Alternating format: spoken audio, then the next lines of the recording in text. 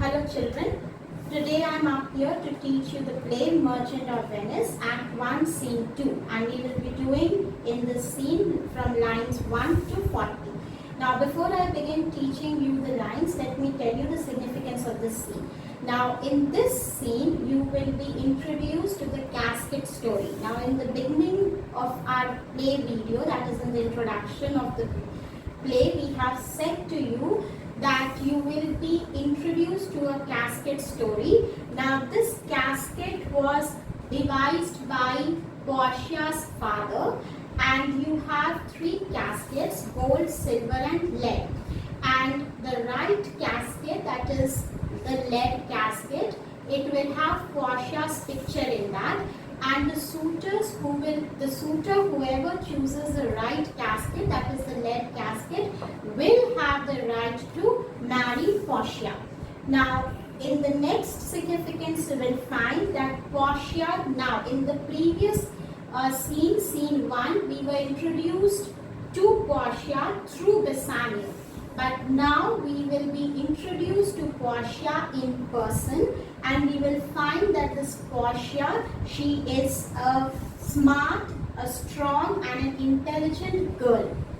And then we will also see in this scene that we have some suitors who have already come and they are about to choose the casket. But before they choose the casket, Nerissa, her maid, asks the opinion of Portia for the suitors, and Portia ridicules them, mocks at them, or she makes fun of them. And in that conversation with Nerissa regarding the suitors, she is reminded by Nerissa of Bassanio, and we the readers will find that she has an interest in Bassanio. Lastly, and most important thing, that now your scene will take place in Belmont. Now from scene 1, the scene 1 had taken place in Venice. It was a commercial world. Now from the commercial world of Venice, you are transported or transferred to the romantic world of Belmont. So I'll begin the scene now. We're open to page number 30.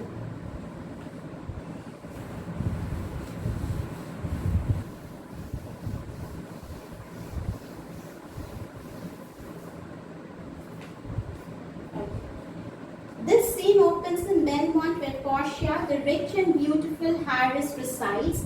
She shares with her maid Nerissa her doubts concerning her future due to the strange provisions of her father's will. According to the will, she is to be won by the suitor who chooses correctly from among the three caskets made of silver, gold and lead. Portia ridicules the suitors who have come earlier to try their luck, showing her disapproval. When Nerissa reminds her of Bassanio, she remembers him and has tender thoughts for him.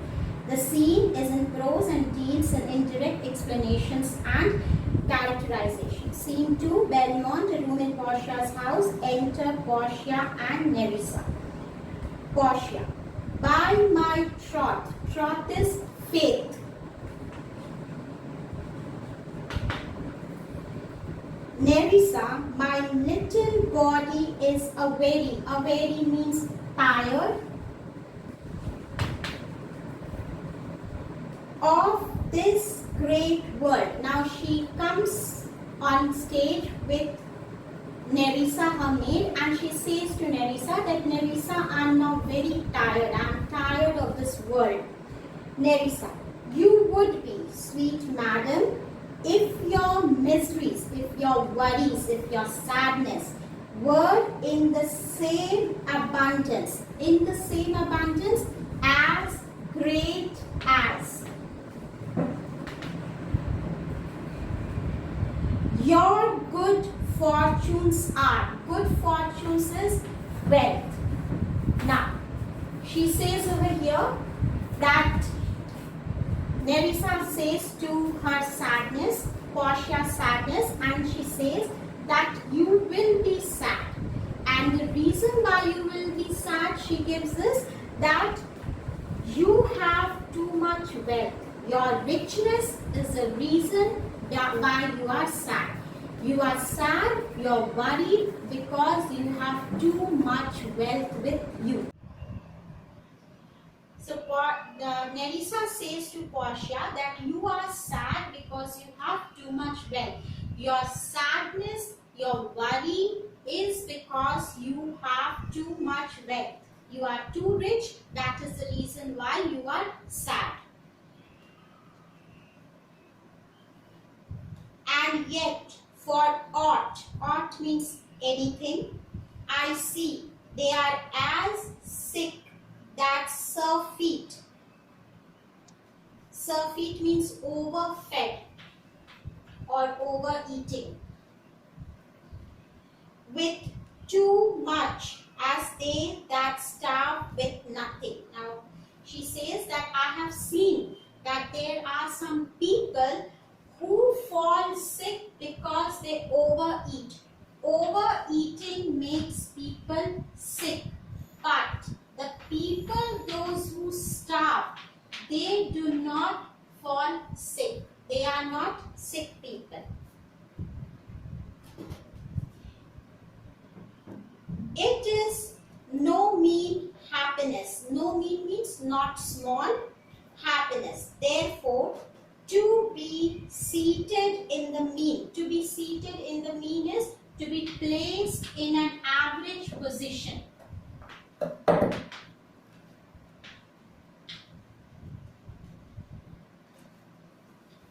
Superfluity comes sooner by white hairs, but competency lives longer. Competency lives longer means people, those who have sufficient. Now see, she says in the speech that Portia, you are worried because of your wealth. You have too much wealth and that is why you are worried. Then she gives examples. She says that people, those who overeat, they fall sick. But the people who starve, they are not sick. They do not fall sick. Then she further says that people who have lot of money, they have lot of worries, and this worry gives them grey hair. Okay, so it is always better to have everything in an average, to have everything sufficient for your requirements. The more you have, the more worries you will have. The more rich the people are, the more worried and troubled they are. The less and sufficient you have, the more satisfied and content you are. Portia. Good sentences and well pronounced. So she says, very well spoken, Nerissa. You spoke very well. Nerissa, they would be better if well followed. So she says, my sentences will sound much better if you follow them, if you practice. Portia, if to do were as easy as to know what were good to do. For this line you need to write the meaning. That means that if good things were as easily done as they are said, if every person follow their duty or perform their duty easily as they know others' duty. Chapels had been churches and poor men's cottages, princes' palaces. Now see over there.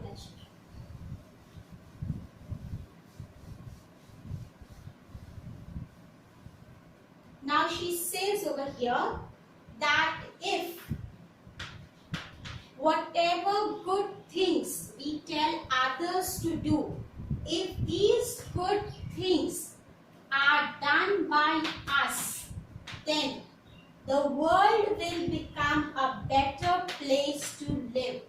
Then there will be everything proper. No one will be poor or small. If we all start doing, or if we start executing all good values that we have learned, then the world will become a better place to live. We will make the world a beautiful place to live. There will be no gap between rich and poor. All of us will be together. There will be no poor or small people. Everyone will be equal. It is a good divine that follows his own instructions. Good divine over here means priest. So she says that the priest who gives sermons or who preaches, if he starts practicing, then it will be beautiful. So we all people are like the priests who give sermons, who preaches but do not practice ourselves. I can easier teach 20 what were good to be done. She says, I can teach 20 people what good things they should do than be one of the 20 to follow my own teaching. She says, I find very easy to teach 20 people. I can tell them all good things that they should do. But it is always difficult to be one of those 20s and follow what I have taught others. It is difficult. The brain may devise laws for the blood. Now, from here, the speech becomes a little tricky, so you have to be careful. She says the brain may devise laws for the blood. Now, brain devise laws means our thoughts. Okay? And blood will refer to emotions. Our thought or rules. Now see. But a hot temper means young people, leaps is jump, over a cold degree. Cold degree is they overrule the rules. They overrule the laws. Now she says that our brain devises rules for us. Our brain set rules that what we should do and what we should not do. But our emotion is that which overrules the rules. Our emotion does not follow the rules. Now I'll give you an example. Early in the morning, you need to come to school and you are walking to school. Suddenly, you see your friends playing. You do not come to school, you go for playing. Your rule is set that morning you have to go to school. But you became guided by your emotion when you saw your friends playing. And you overruled the rule of coming to school and you went for playing. So here she says that our mind makes rules for us, but our emotion never allows us to follow the rules. Young people are prompt to do such things. Young people, they never follow rules. They jump over the rules. They overrule whatever rules are made. Such a head is madness, the youth to skip over the meshes. Meshes over here means net of good counsel. Good counsel is good advice. The cripple. So now she gives an example of a hare. She says hare has a habit of jumping. Even if it sees a hunter's net, it will jump over the hunter's net. Similarly, young people have a habit of overruling the laws. They do not follow any good advice that you give to them. But this reasoning is not in the fashion to choose me a husband. But this argument that I am giving to you right now is not applicable to me. I have to go by the rules set by my father.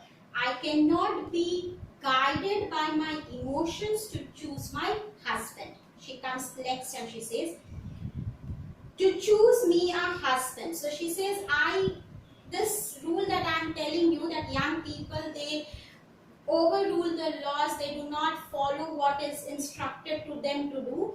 But this is not applicable to me. I cannot go against my father's wish in choosing my husband.